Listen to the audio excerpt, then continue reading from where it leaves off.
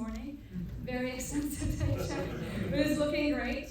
And yeah, I'll be here afterwards to talk about the movie. I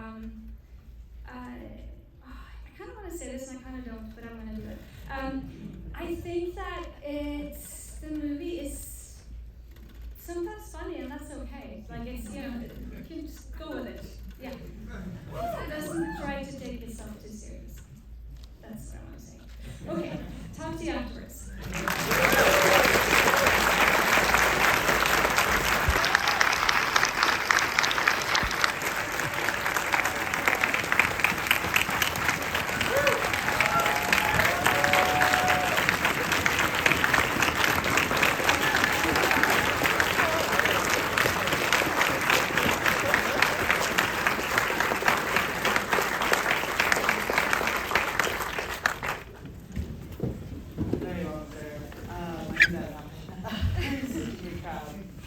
Thank you so much for being here and bringing this such a beautiful film. Just getting like emotional at the beginning, but just like starting the film. This is such an amazing epic and about a woman, directed by a woman, and it's such an honor to be here. So the film explores Anne Lee and my first introduction to the Shakers, well, very first was obviously the design, which is, the brutalist as well. I'm interested in design and American architecture, and so that was really my first introduction. But then beyond that, it was really the music. I was doing research on the world to come, thinking about the two characters' relationship to religion. And I was also looking for a specific hymn for them to sing. I had this idea. It didn't make it into the movie in the end, but I was looking for a beautiful hymn from that time period, and I stumbled across Pretty Mother's Home, which is sung by Lark White and Josephine Foster in the film. And I found this beautiful song, and I really loved it, and I was reading about where that song came from, and it turned out it was a gift song received by this woman named Patsy, I want to say Williams, but I'm having a senior moment. She was a free slave who joined the Shakers and later became a prominent leader within the community. And I thought, what is this religious community that has an African American woman as a leader at this time period? Yeah. I need to know more about that. And then I started reading about the Shakers, and I read about Anne Lee and her story and her journey, and I thought, this story is incredible. I think she might very well be the first American feminist, and I need to tell this story immediately before someone else does it and takes it from me. And it turns out no one was. Practically impossible to finance, but I was like, I just gotta get going with this, because this is such a fascinating part of American history that's just been is about to be erased from American history, and I need to tell this story. And because they were a musical people, they worshiped through song and ecstatic dance. And my background is in dance and modern dance, and so for me, just thinking about how movement can sort of move from improvisational into formation into structure was really exciting. And the same with music, how you can go from improvisational singing into hymns and songs. So this just seemed like the perfect thing for me specifically. I'm sure there were so many rabbit holes to kind of go down. What did kind of the research look like going into this as you were collaborating on the script? Very obsessive. I mean, I love research. I mean, we go really dive into it. My production designer Sam Bader as well is incredible, and he just together we just we did so much research, and I wanted to be true and respectful of her story and her journey. same time, you know, it's your interpretation of it. I always think about that if I read biographies. I think about like, oh, you know, even if it's a self-biography and someone talks about, you know, a day in the life of their childhood and what they ate for breakfast and the conversation they had with their parents. Like, you don't remember, you know, it's all fiction in a way. So I think, you know, at one point you also have to just take the story and make it your own and figure out what you want to tell with this story and why this is important to you. So it's a fine balance between being really true to the research you do and then just sort of going with it. Absolutely. And you talked a little bit about your production designer. The aesthetics of the film are just so rich, and you're shot on film, and you have a lot of your collaborators from the Buddhas on here as well. How did you kind of develop the aesthetic language that just feels so, everything feels so singular, and that it is just all encompassing in this world, pacing, framing, silence, and the usage of that? How did you kind of develop that with your team? I think the one thing that really truly spoke to me about the Shakers and about Anne Lee is one thing that she says, like, work every day as if it was your last day on earth and as if you were to live for 1,000 years. And this sort of like work, labor, creation of, you know, these furniture inventions and whatever they were working on as a form of prayer is something that spoke to me as an artist. Why the hell are you trying to make a musical about the Shakers? Why do you dedicate years and years of your lives to that? Why is my crew standing, you know, freezing cold in the rain on a ship in the ocean, like vomiting and trying to realize this dream that I had?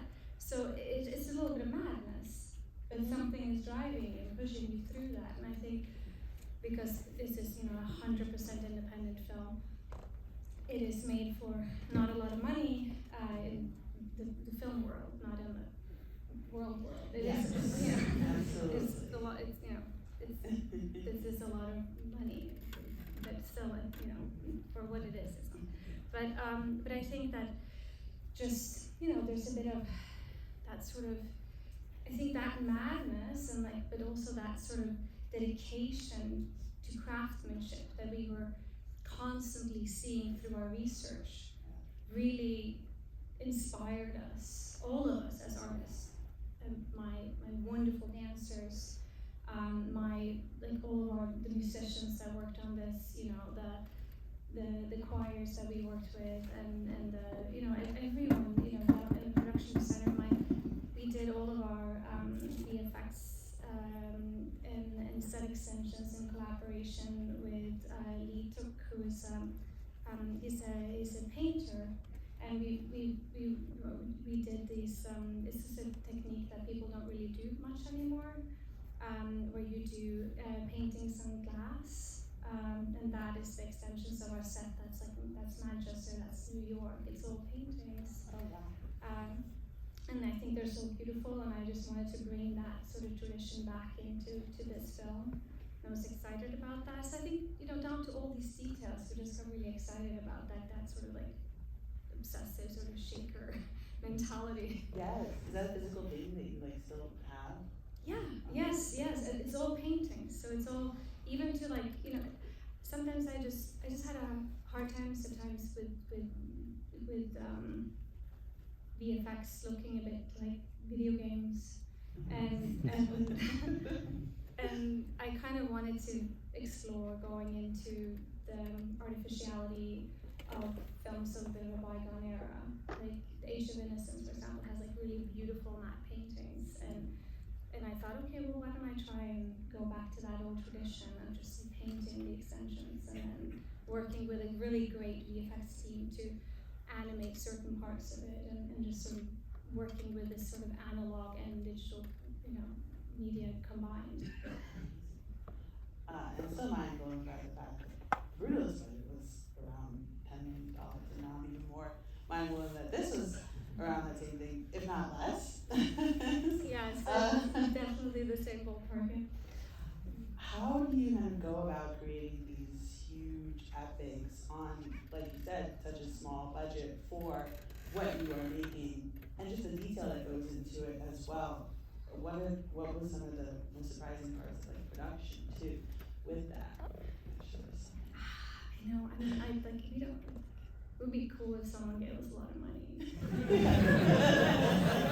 It's not like I'm not like advertising like please go and make these movies for no money. But it's just no one wants to do it. So it's until they see it. Until they see it, and then they're so excited. They're like, great. But in all seriousness, it's I think there's wonderful things about being completely independent and having final cuts, which is something that we don't compromise on. Like the movies are, spend years of your life making these films. It has to be the film you want it to be, so that there's that, and we have amazing, wonderful partners who come in and finance the films with us. But yeah, it's hard, and people are underpaid, and it's not it's not a sustainable way of doing it. Like we need to, we're running out of favors, so don't figure it out. But out of a constraint, sometimes great creativity will come. So that's exciting. There's moments where you're just like, how do I figure this out? Because it's, and I think a lot of it is, it was exciting to working with Leon and my production designer, who worked with me. My production designer worked with me until the film was finished, until I finished it great, because we were working on all the VFX together. So, and the same with my DP. So the team, I mean, I'm gonna be nerdy in this room because you're a bunch of film nerds here. That's great. I'm gonna get into it. But no, so we all kind of work together through the entire process, which is a little bit unusual. So I think that's really exciting. And then I think like the biggest pickle was really trying to figure out the ship and all of that. Yes. Because it's a real fucking ship. and from Sweden. And that was just hard because I couldn't do that in this budget. Like we really couldn't do it. So moments there are people just like really stupid things like that on the day where like all the actors are going like I'm off camera and I'm going left, right, like because we couldn't build a ship like on like and have it move and do all that those things. So we're actually, but you always have to and then the camera is going the opposite direction, like so really silly things like that, or like honestly just like my like crew like throwing like buckets of water in Matt's face on camera, like but again it's a combination of like the real ship, that's a beautiful ship called the Gothenburg, that's a replica of a real ship, down to like the stitching of like the sails by hand, and then like another ship that we took out to sea and made everyone sick, but so it's a combination of many things, but it's like a lot of like old school like movie magic. Amazing. From a bygone era. Absolutely. And your cast, let me go back to the cast, Amanda and Louis here, I mean everyone actually, like every background actor, every extra is like is going for it. And I love that about this too. Everyone is in this world. How did you find your Annie Lee and Amanda? Well, Amanda and I have known each other for a long time, and we worked on some other projects together, and I just, in the edit, I'd seen this in her. So I kind of just knew that. I knew that it was there, and it's just, it's this funny thing, all of a sudden, like, I could see it come together, and she, when I first talked to her about it, she was like, I just want to do that, and I was like, really, you do? And we were like, you sure? And she's like, yeah, it's scary, but I do wanna go into this I'm excited. She felt the draw to that character and an understanding of her. And then we started workshopping really early on. We worked on the film, worked on various parts of the film for a year. And she just immediately kind of could access this.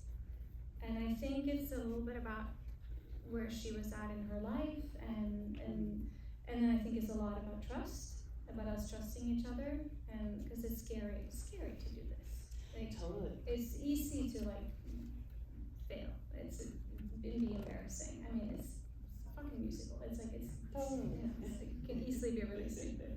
And the accent and all of it is hard. It's difficult. And I think she really, we really trusted each other, and I think that was and I just kind of she's just an amazing mover and an amazing singer. So I knew that, and I just saw her dramatic range when I was working with her on other things. So I was like, I think there's kind of nothing that Amanda can't do. Absolutely. Before we'll have some time for audience questions as well, so get those ready. But you sung as well. I saw your name in the credits. Were you singing? Yeah? Were you singing? I thought you said, will you sing? Oh. I was like, absolutely not. Are you crazy? Now that's Yes. Everyone who were behind the camera at some point were in front of the camera. This is budget constraint as well. If you visited set, you were in the movie.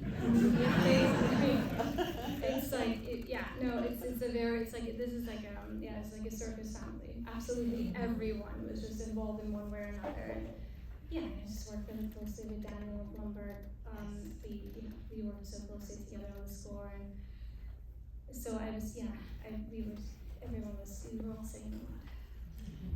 And I read this. I just want to make sure it's the right number, because I'm like, there's no way. How many days did you shoot this in? Not enough, but yes. I mean, it's a hard thing, right? Because I do shoot second unit as well, and we do, Brady was shooting some second unit for me, like I did on the Brutalist, and then it's you kind of it's so we cheat in that way a little bit. So I wouldn't be able to. We're shooting double a little bit for the period of time, but yes, it's tight. It's very tight. I mean, even 34 days, even double that. It's like, whoa. 34 days is tight. You gotta just know what you want, and you gotta stick to the plan, and rehearse, and that's what you gotta do. All right, questions. So we did. I worked with Amanda. I started working with Amanda early on. She started working with our dialect coach, Hannah Marshall, a year before we started shooting on that, and sort of us together creating the dialogue and all of that. And she started working with her vocal coach and trying to think about how to find the voice of Annie. And then all of my entire cast were either doing workshops with Shelley Hurst, one of our amazing improvisational singers, or Maggie Nichols or Phil Manton in London, working with how to work with their voices in this way. And then everyone was working with Celia Rosenholt or her assistants around, in different places in the world as well on the choreography. And then prior to the shoot, we had about 10 days of just intensive recording in the studio and dance rehearsals and movement rehearsals and text rehearsals together, really kind of theater camp style, which was great because I feel like the cast really got unified and they started working together as a group as well, which is really helpful for the film. But yeah, it was a long process. I think especially for everyone to understand how to, because the dancing isn't, it's not jazz hands. It's not dancing for performance. Very intimate. It's dance as a form of prayer. Mm-hmm. So all the movement has intent, and there's a kind of a movement Bible that sort of describes and kind of teaches everyone the meaning of the movement, and the same goes for the voice work as well. So it was just a process for everyone to get on board with what is the meaning of that, down to not just the cast, but like every single extra, every single dancer, you know. Wow. So it's like hundreds of people like understanding the meaning of these sort of the movement and the improvisational voiceover. Yes, I hope we can find these in the extras. About how that's in danger, or how immigrants sort of have this trouble when they come to the country. And I'm wondering what you think is the primordial American thing that is conveyed in your epic. Sorry. It's great. It's a great question. It's a great question. I don't know, man. Like that's a, you know. I spent years making this film.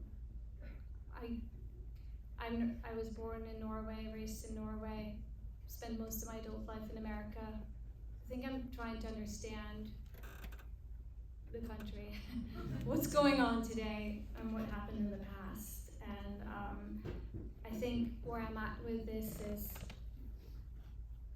I think I felt really, I'm not going to tell you what the film is, what the message of the film is for me, because I think that ruins it a bit. Because I spent years making this, and it's, you know, a couple hours long, so I think all the things are in there. But I think that I think what I'm excited about, and I think is trying to sort of, trying to understand what's happening right now. And I think for me, looking at the past helps with that. And I think it's, I was excited to discover an American feminist who was so overlooked, and I was excited to discover this utopian society with complete equality between gender and race in the late 1700s in America. Like, this exists here as well, because I really love it here. I moved here 20 years ago, and I think there's so much about Americans and American culture that I really love, and I feel really at home here, and I've been able to make a lot of movies here and find a great community here, and there's but that's complicated now. Yeah. And I from all my European partners, I was like, so are you gonna leave? And I'm like, you know, that's where it's at right now. So I think part of me is just trying to sort of distill and look at these things that are like, makes it all really beautiful and wonderful here. Like, what are those sort of, and this was this one little thing that I found that I was like, and we stand on the shoulders of Anne Lee. It was far from a perfect experiment, you know. They're celibate, it's complicated, and there's, you know, it's, but I do think that, like, a lot of her ideas and thoughts are really interesting and worth like lifting up and looking at and thinking about. Absolutely, and I think it's a film too, like you said, in not wanting to say what you exactly were, what it is for you, because I think a lot of people can gather different things from it, but there's also like these unifying moments. Like I noticed everyone kind of chuckled, and she's like, "Oh, the war's over, and now everyone religions and." I know, and that's a real quote apparently from her. And I'm just like, oh God, like, all oppressive governments shall be overthrown. Late 1700s. Last couple of questions. Yes. Can you talk about incorporating, the way you incorporate comedy and when that kind of came into the process? Like, did that feel natural on the page? Because it feels like there would be an inclination with a story this dire to keep it very serious, but bringing in the comedy really like brings the audience in quite early and makes you like really emotionally connect with all the characters. Was that on the page? Was that on set? Was that in the edit, or kind of a mix? Speaking of comedy. Yeah, I mean, I think that, I mean, a lot of, I think it was on the page. It was definitely on the page. I wasn't raised religious, and I think like there's aspects of someone saying like, I'm the female incarnation of Christ. That's just like, there's an absurdity to it, right? So I thought that it was one of the trickiest things in the edit and working on the film, was trying to find a balance between being respectful, because I do really love her, and I love her, you know, the thoughts and the things around what they were trying to achieve, but also like there's like miracles and magical things that they're describing that I also thought were just incredibly funny and absurd and like great. So for me, it was like trying to find the balance between like laughing with them and being with them, and also embracing this sort of naivete and openness when not everything is available to you on your phone. You know, like all answers can be like answered by ChatGPT. Like when you're just like, what is the mystery of the world? You know.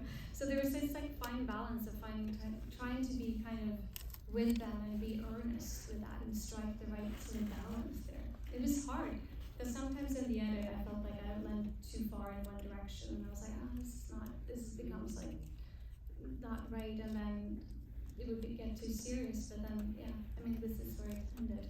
Yeah, Yeah. that's a great balance. Who's got a great last question? Right there in the hat. This great the film kind of has this like dreamy, like painterly like quality to it, and I know that you guys shot on 70mm the whole way through. 35.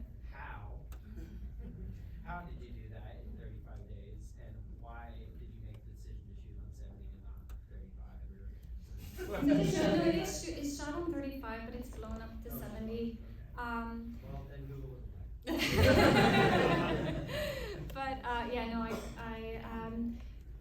shot on 35 and not on 70 because I do have a lot of really long handheld shots for the movement pieces, and I think just from some of the experience on the Brutalist, I think it would be really challenging to have the intimacy between the character and my DP with all the balancing we were trying to do when we were doing these really long handheld Steadicam sequences and Brutalist. So that's the reason I think why we ended up with 35, except for, you know, obviously like budget constraints as well.